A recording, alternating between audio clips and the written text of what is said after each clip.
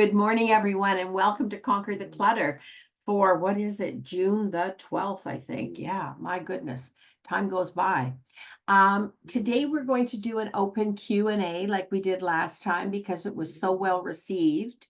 And I am going to record it, but I'm also, as I said before, going to double check that when the video comes up for availability, that it's done. I will double check that everyone remained absolutely confidential. All right. The only thing we're going to hear will be Dawn reading the questions. Okay, great. All right. So I've got two things in the chat. Are any of them questions? I'm looking for your questions. And while you are coming up with those questions, I want to tell you about a very, very exciting little book I just found.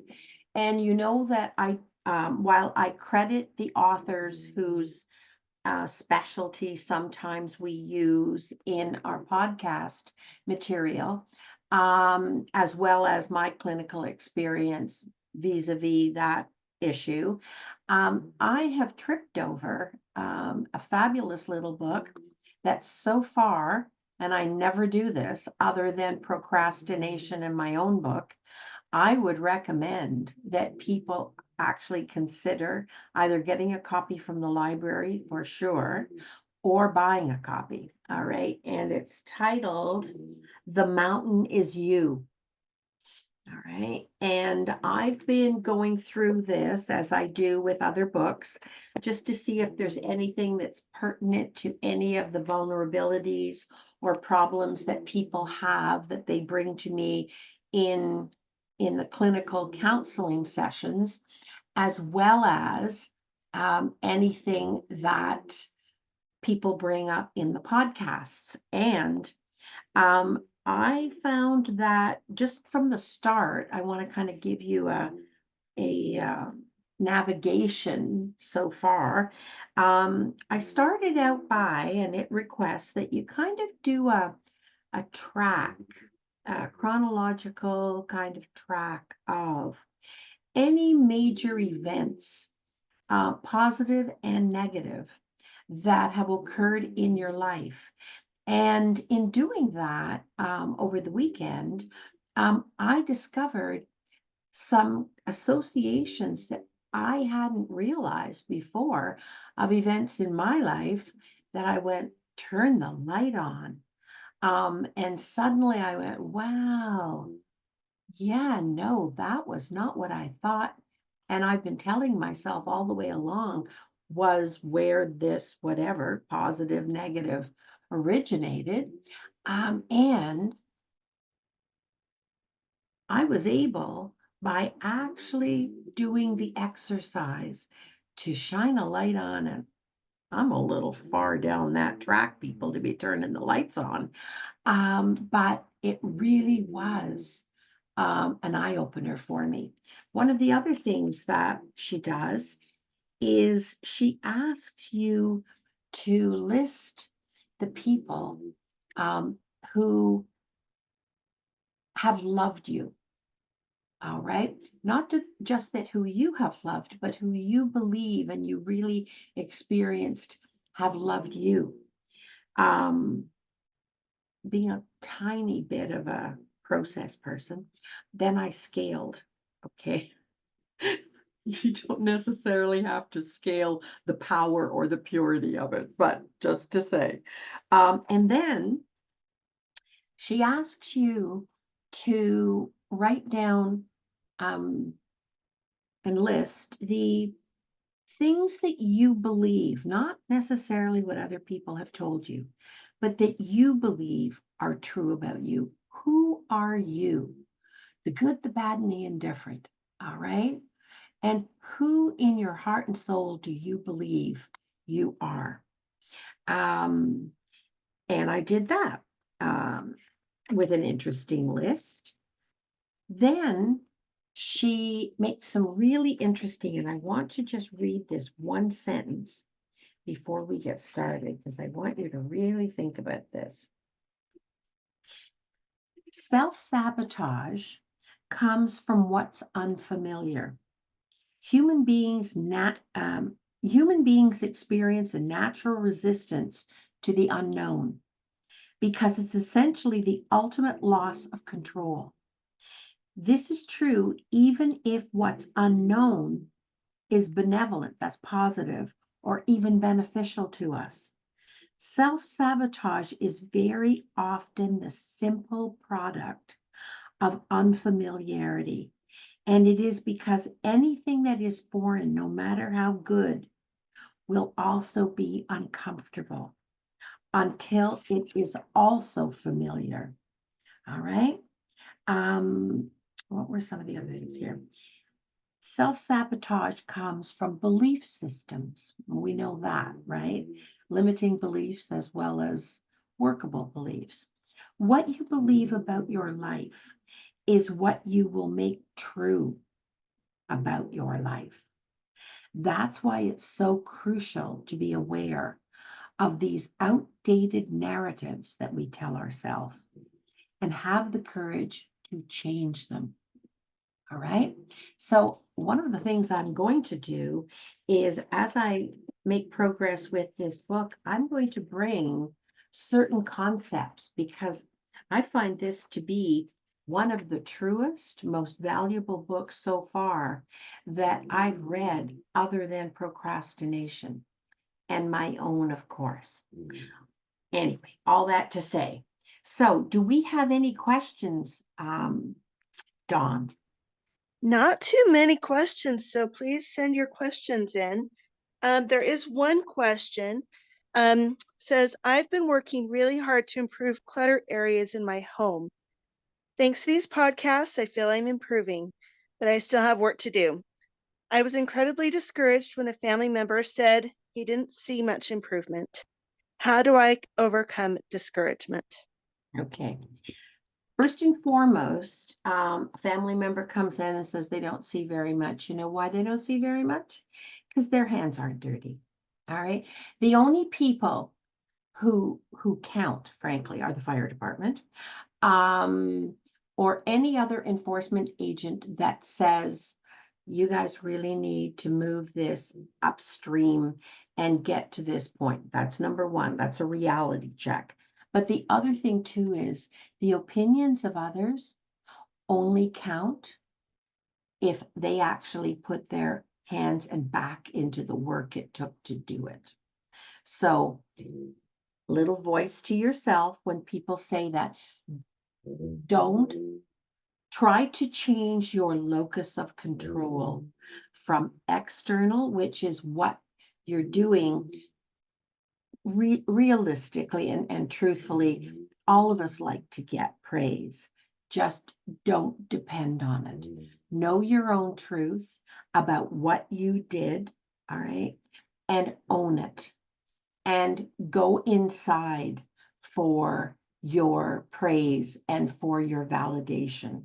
When you look at it, the area that you worked on, that is a whole lot better. And it's not measured by space, it's measured by the courage and the perseverance you showed to get started and to keep on long enough that you achieved that space that you have reclaimed or that you have lessened the clutter in. All right. So if that person had had to put the work into doing what you did, and one of the biggest things you did, and I applaud you for it, because after 23 and a half years, okay, if I've learned anything, I've learned how hard it is to get started. Because to get started means that you're letting hope in. And when you're looking at something that makes you feel overwhelmed and sometimes defeated, all right, like it's bigger than you are, having the courage to get started and hope and trust that you can put small dents. Now, here's one of the things there's that I recommend, particularly if there's a large a big job to do. All right. First of all, always start with the safety corridors. Right? So safety corridors are anything that gives you entrance and exit options. And most accommodations need to have two. So start with entrance and exits and make sure that those are absolutely 100% clear. You have most, not all fire regulations or fire legislation is exactly the same, but even the interpretation, no matter where I've gone or what fire departments have called me in, they're within a very small range of each other, all right? So they most ask for a minimum of 30 to 36 inches, free clear paths from one entrance route to an exit. And that is that in case of emergency, you have two ways in and two ways out.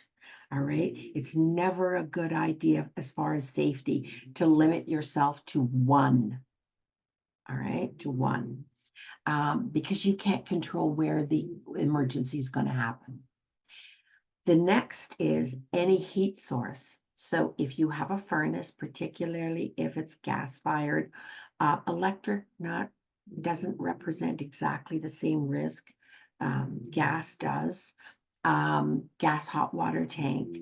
I want you to look, even if you have to make the piles larger somewhere else as an interim step. All right, even if you're not able to remove all of that stuff, you make an area around any heat source. So that is any portable heater, please use the ceramic ones, not the element ones.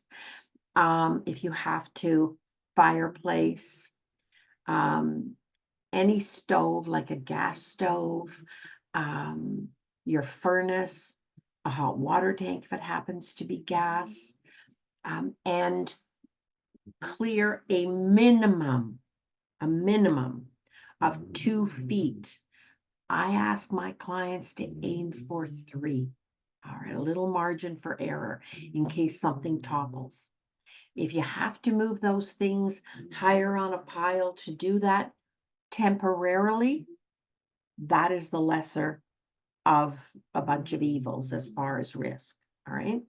The next thing, if you live in an accommodation that has stairs, please don't leave anything on the stairs overnight as an interim step. All right. Go and lie in your bed. All right. Yeah, do it.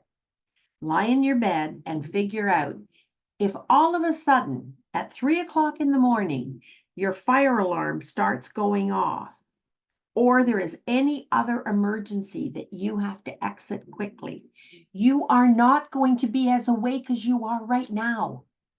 Okay, don't lie to yourself. You're not superhuman. You are a machine just like all the rest of us. And you have automatic responses. You're going to go into an adrenaline rush that is unbelievable. All right. You know what happens when you go into an adrenaline rush? Your view becomes this. All right. You're not going to see what you tell yourself you'll remember is there. So what I want you to do is when you're lying in your bed, I want you to figure out what is the closest wall. Because if you've got smoke or fumes or something else, all right, you want to be able to put your hand on a wall and you want to be able to follow that wall out. It may be your only guide. All right. And as an interim, we're talking short-term interim because progress is necessary before finish. All right. You follow that wall all the way down and don't have anything on that side of the stairs. And that is to the whatever second floor, to the ground floor, to your way out. That's that same wall the whole way down. All right. right to your entrance or egress route. The same is also true if you have a basement, because, or wherever your heat source is, because when fire response comes in, they're going to have to get to your electrical panel. Now, your electrical panel also needs to be free and clear.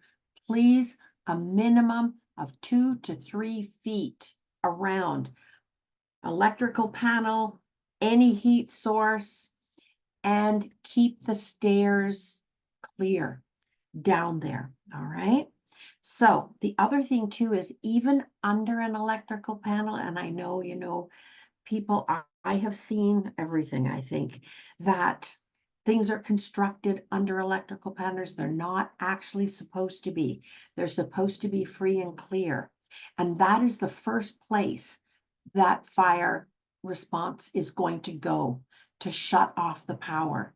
All right. You don't want them to be in a heap at the bottom of the stairs. They're not going to be any good to you. All right. Okay. So that's the first thing. Now, what are you going to say to yourself when somebody says, well, yeah, I don't see much difference? Whether you say it out loud or you say it to yourself, this is what I want you to say. Somehow, if you did the work, you'd see it.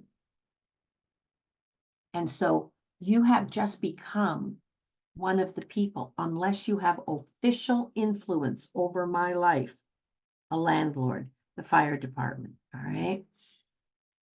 Unless you have official ability to exact some kind of setback for me in my life, your opinion just went way down in importance. And I will continue. One of the hints I give people who have a lot to do is start, and there's no magic, all right? Start in one corner of the most rewarding space to reclaim and work your way forward. Work your way along that wall. One thing at a time. Don't worry about piles. Piles are made up of one thing at a time. You pick up one thing and resolve it. All right. Put it where it goes. If you can't put it where it needs to be, you put it as close to where its home space logically is. And that space is where you, if you shut your eyes, will first and always think, if I was looking for you, where is the space I would naturally go to? Respect it. That is its home space, because that is always where you're going to think of it first. How many times have I said that? Sorry to everybody else. But the other thing too is, if you can't get it put away, put it as close to there as you possibly can. This is going to sound illogical, even if you're adding it to a pile. All right? Because when you get to that space, you will have resolved dozens of other things. And the space where you can house it will be available. All right? And that's where it will go. So long as you are not creating a health or safety hazard for yourself or anyone else. Okay? Okay. There are two follow-up questions to that. You've kind of covered it, but I thought I would ask them anyway. The two questions are, my front entrance and side entrance are both very exposed. How do I get a path through without entire development seeing my apartment? And if there are almost no paths, how do I begin the clearing? I have adult protective services literally on my case. And the other question is that goes along with that. Wait, where did it go? Hold on. Oh, maybe that was it. Okay. Oh, no, I've heard you say that what's most important is keeping hallways and entrance clear. But when every room and space is cluttered and piled up several feet, Where do we put the stuff that's currently in the hall and entrance, especially given that further piling up rooms off the hall will make them even harder to get into and work on? It will, however, they'll make you safe in the meantime. Now, this is not an exercise in just moving piles, all right? It is progress that you are living safer in a severely hoarded environment. It is progress that should you need emergency response in the form of fire response or emergency paramedics, all right, so something happens, you fall, you have an accident, they can get in and they can get their gurney in because they're not coming in alone. They're not in single file as they come in. That's what the whole point of the 33, 36, I asked for 40 inches, all right, of my clients, just because I know. And you're right that taking those things and putting them on and making a higher pile is not an altogether positive, but it is an improvement in your safety, in your mobility, your navigation safety. Now, there are other elements, all right, to safety. And safety is that you don't keep piling things on, you don't keep acquiring, and that you actually do put out. One of the tests this week, I'd like you to really, everybody, I don't care what condition your place is in, all right? I want you to do a little test, all right, about whether you're winning or whether you're falling behind, you're adding to. And that is, are you putting out as much or more than you're bringing in and putting down? Are you? That's what you're aiming for, all right? Because as you bring more in, it's not possible that you're using as much of what you've already brought in. Do you see the logic there?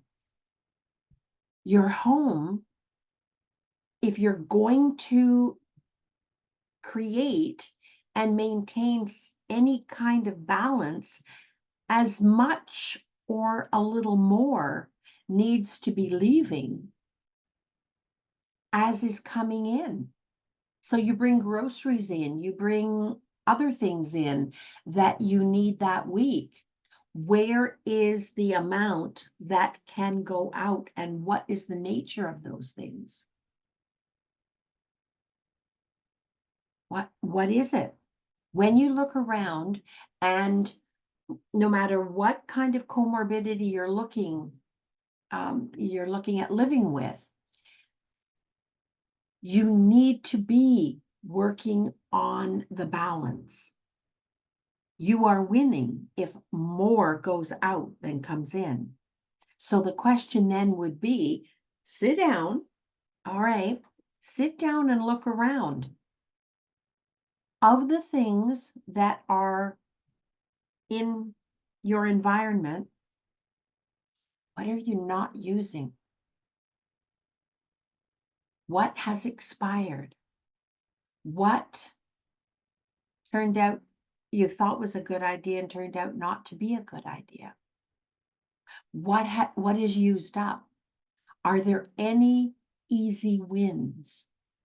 So as far as the person who said my front entrance and side entrance are both exposed, I'm assuming that means that when you open your front door, you're exposed.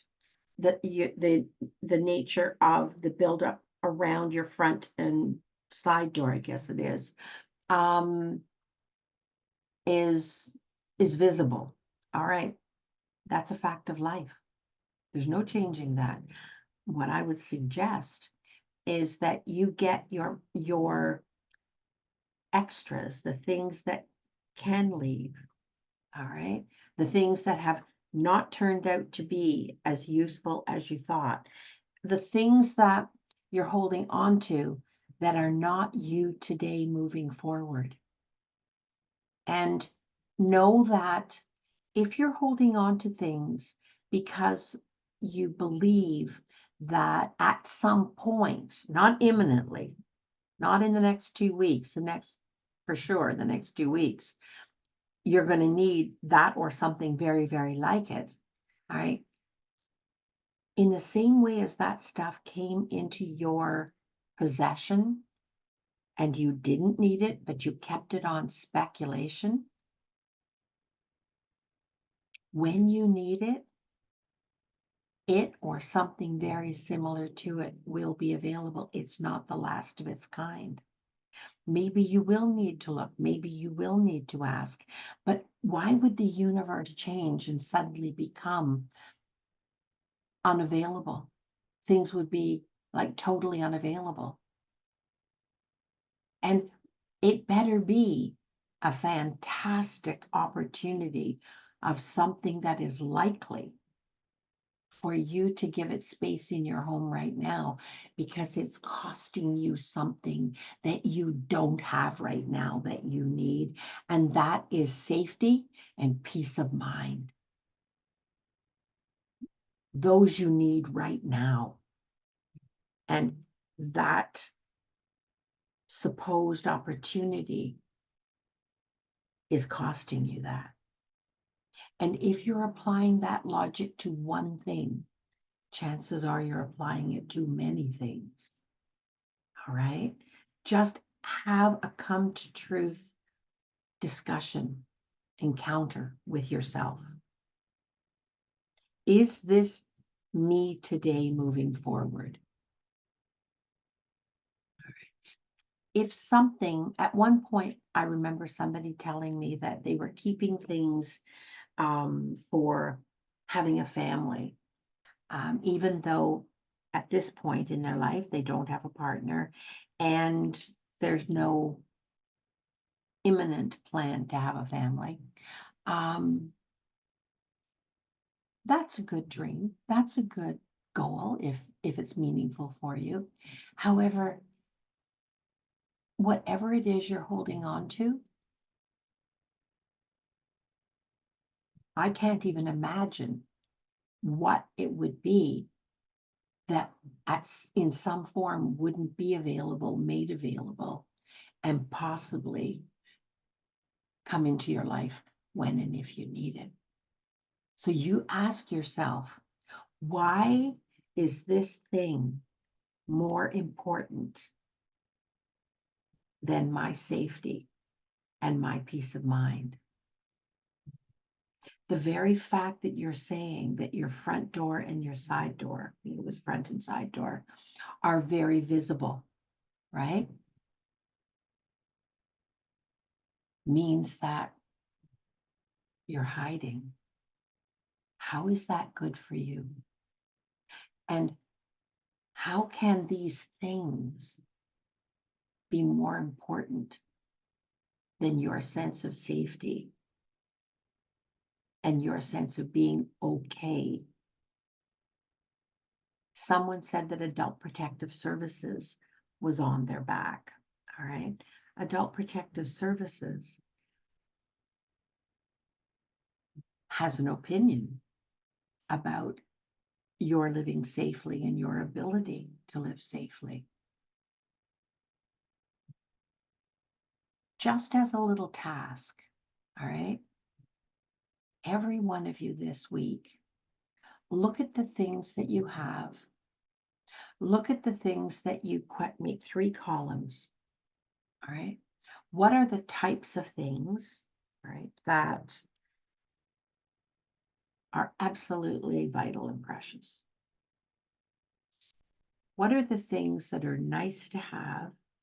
You enjoy them, and maybe you're keeping a fair amount on spec, okay? And the third column is, what are the things that have not proved to be as lovely, as important, and as useful as you thought they would be?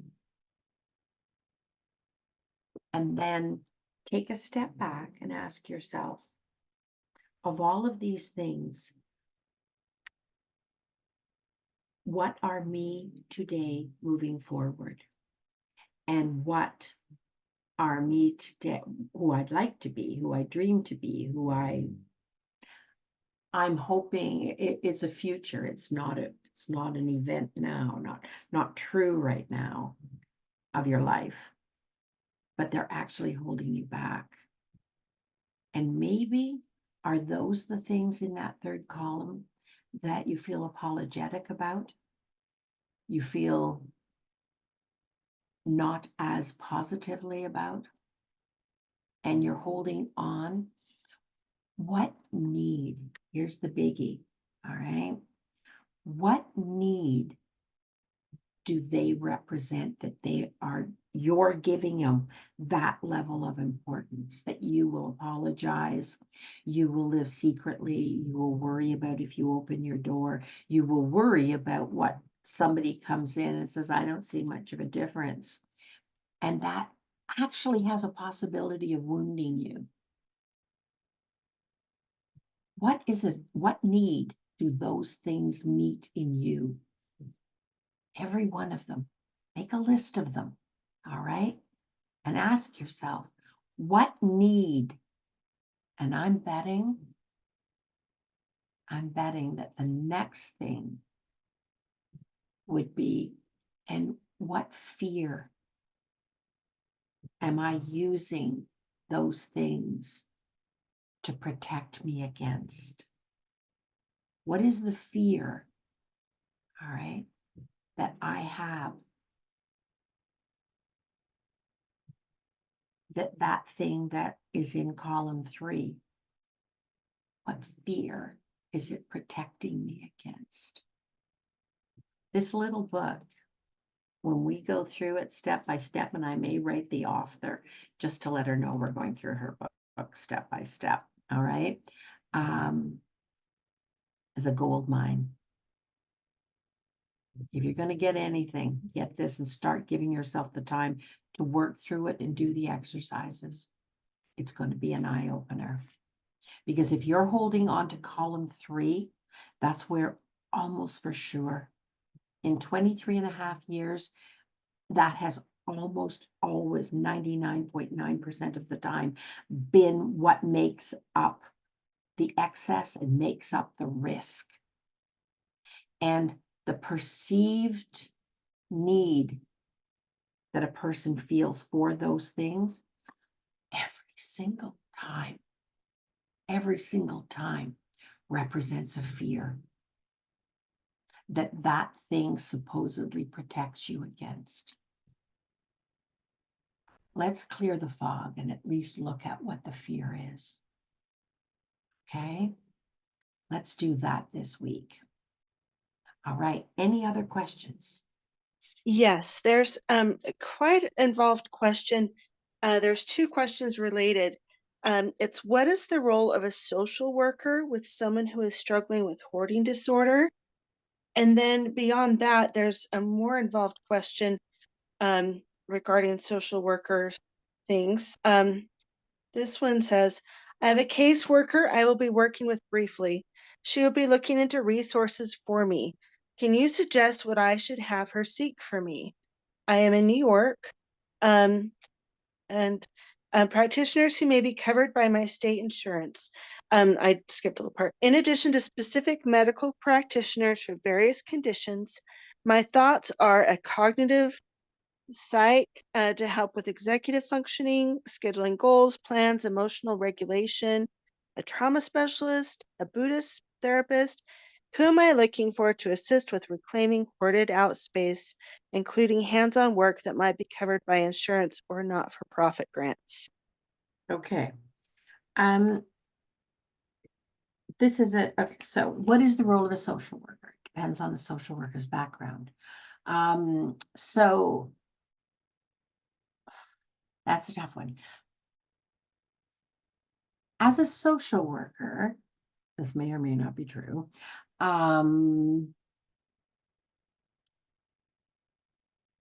It depends on who they are as people. So what you're looking for, which may be, if social work is something that the New York State invests in,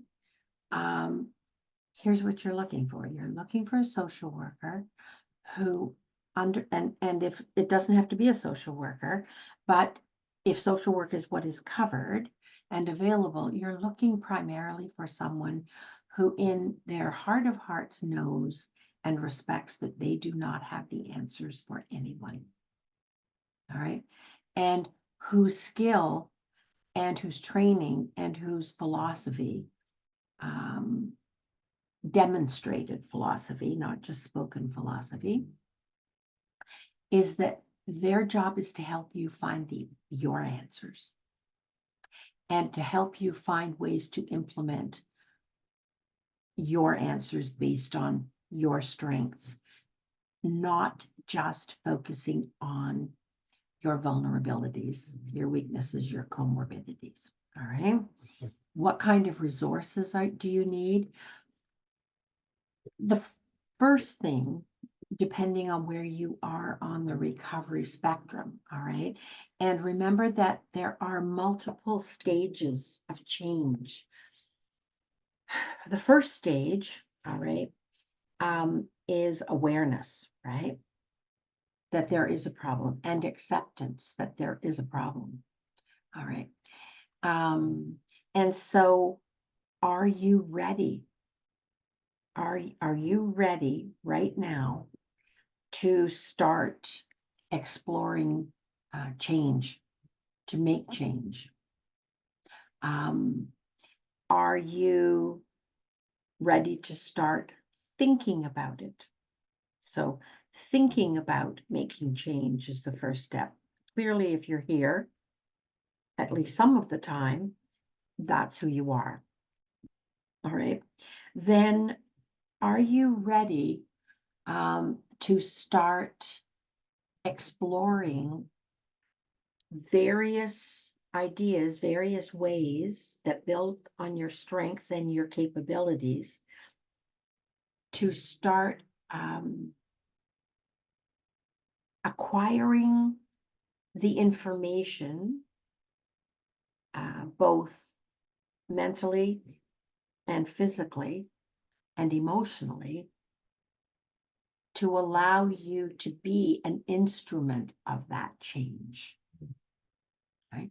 Because while you may benefit from the help tangibly, like physically help decluttering, and the support mentally to declutter, those aids aren't going to be there forever. You need to be getting yourself ready for active change.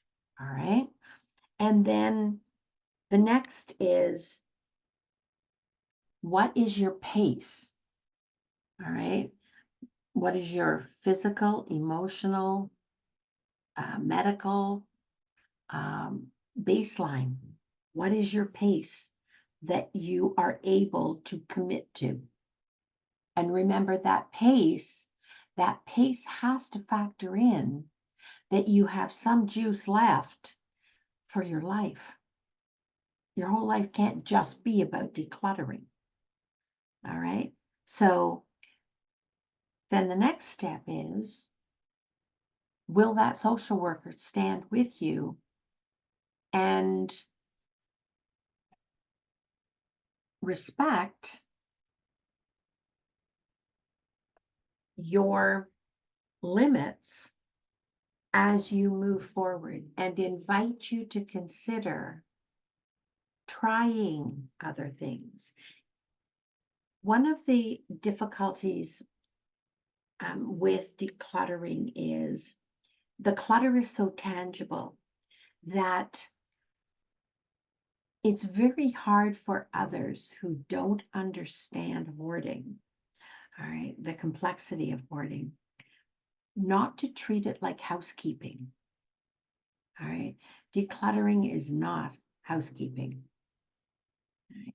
And it's not just a matter of cleaning up. It's also a matter of understanding how that got created in the first place and backfilling All right. Backfilling, you not needing to replace it. That's why I asked you, go around your environment and divide everything you have into one of those three columns. The first is, can't imagine life without it. I absolutely love it. Like, I love it. All right. If I had a fire, it would be one of the few things that I grabbed and left with. All right. That's how much you love it. Or you absolutely need it. Everybody needs a kettle. Everybody needs a few dishes. Everybody needs the practical things in life as well, in moderation. That second column is the things that you like. All right. They're the things that just add a quality to your life. However, those things are you today moving forward. They're not things that you're keeping for something that might happen 5 years, 10 years in the future. That's your bank account. That's what that's for, 5, 10 years in the future, okay? And that third column, those are the things that are enticing. They promise something. And that is the low-hanging fruit. But it's only the low-hanging fruit if you do your homework. Nobody's going to do this for you. Nobody has your answers. And the person you're looking for is the person who will help you dig deep inside yourself and find your answers. Not apply a protocol, not apply a system. Okay? So the things in that third column, those are the things that you're keeping just in case, just for now. And why are you doing that? You're doing that because those things in your mind, all right, not necessarily in reality, they're just in case. They are protecting you from something that you fear. What is the thing you fear? All right. It's like if you've got a fear of the dark, right, you need to understand the dark. What is it that you think will happen in the dark? What represents the risk to you? What makes you unsafe in the dark? Turning the light on, you can't go through your whole life with the light on. Little by little, face the fear, because that's the way to look at the things that represent the safety margin, the just in case. All right, oh, I might need. All right, they're not you today moving forward. They're like insurance pieces. But the thing about insurance is, don't we take insurance hoping that we never have to use it? So can you see where tangible things being kept as insurance pieces to protect us in our mind against the fear? What's the fear? Let's face down the fear. It's better to not be afraid of something, because here's the thing. If whatever that fear was would actually take you out of the game, would actually harm you, chances are it's a past event. The likelihood that you will recreate that event, have you learned from it? You're in charge, not that thing. You're in charge. You have learned, you've developed, you've grown. You're looking for answers. That's why you come here every week. Find the answers.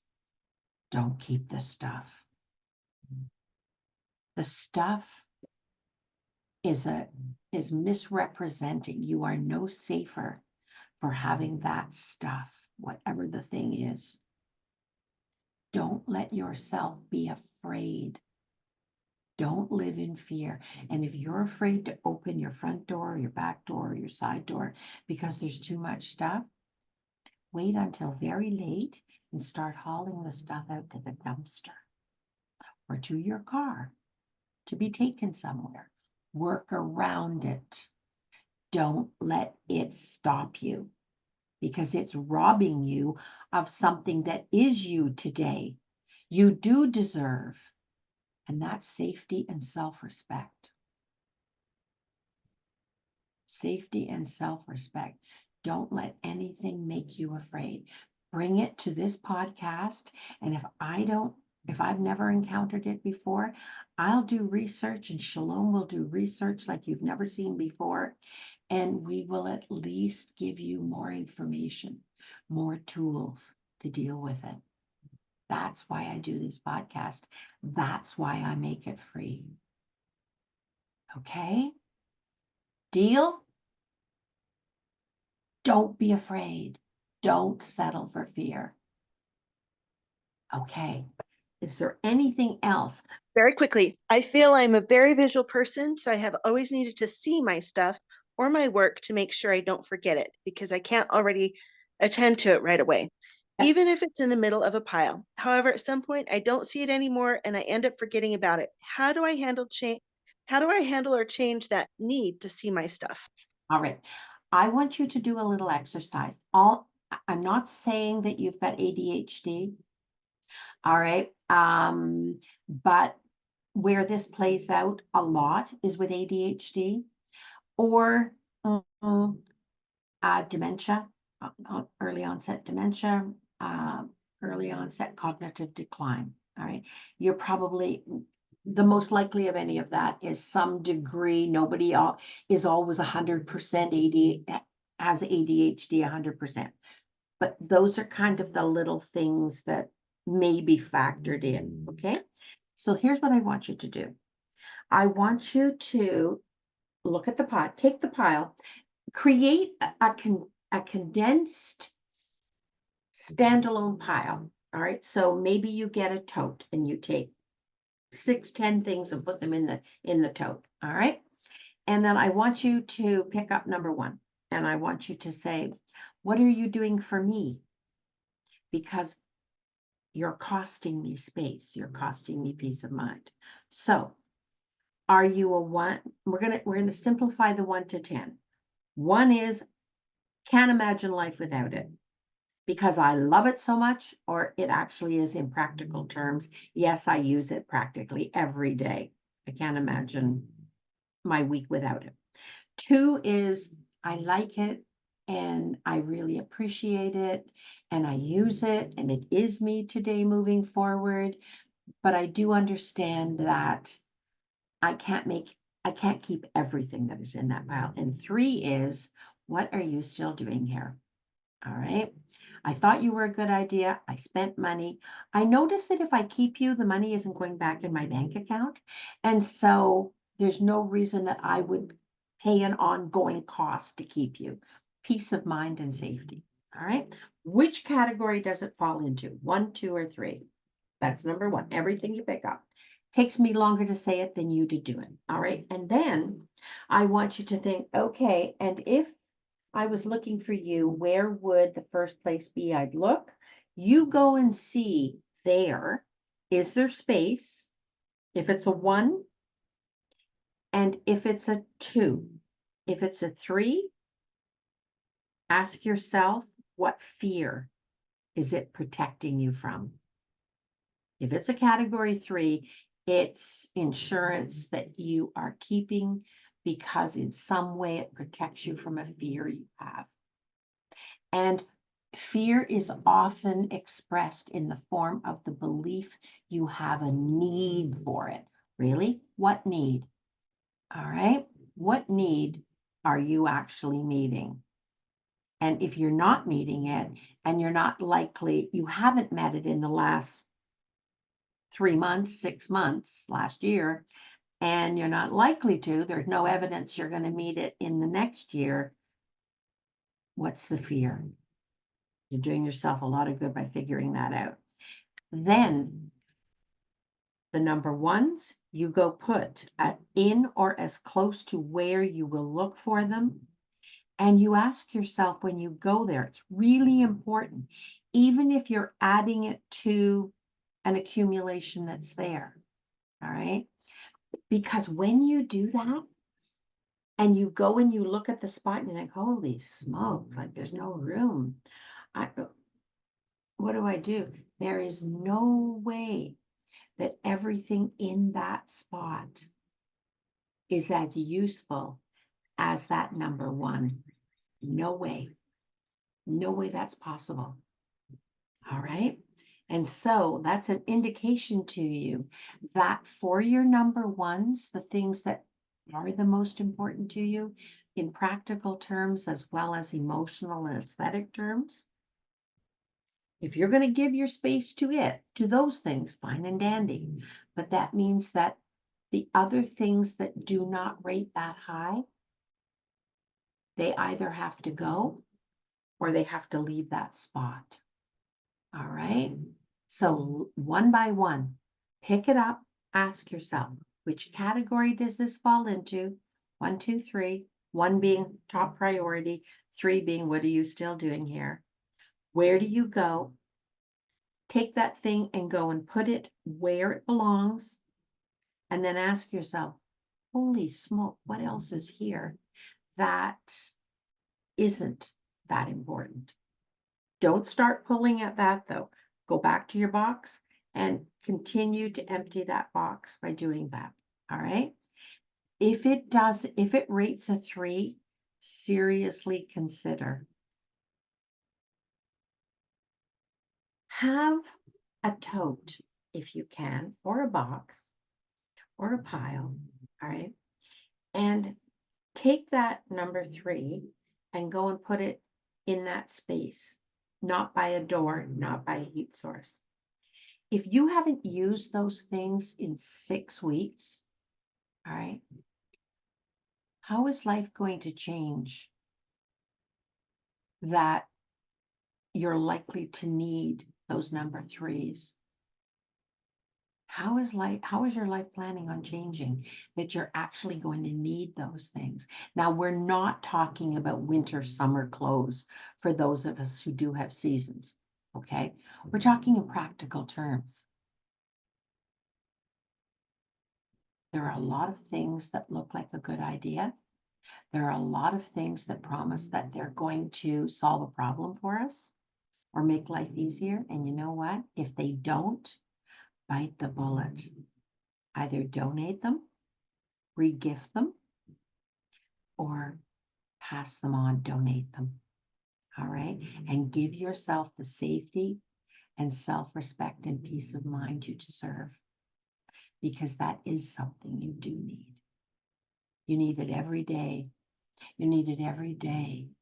You know why you need it every day? Because there will always be people who come into your life who look at the work you're doing that is tough. It's hard to do. And they minimize it because they didn't actually have to put their backs into it. That's why you need to maintain your self-respect and your energy. All right, you be good to yourself this week. Do that 3-column homework, please, and come back next week with your lists. All right, and let's talk about those lists, because if you do your homework, for the people who do that homework, next week we're going to have another one of these, and it's going to be exploring the fear. Exploring the fear that thing you're keeping is giving you maybe a false promise of covering your back. Okay? Take care, everybody. Wish me well with Nexus.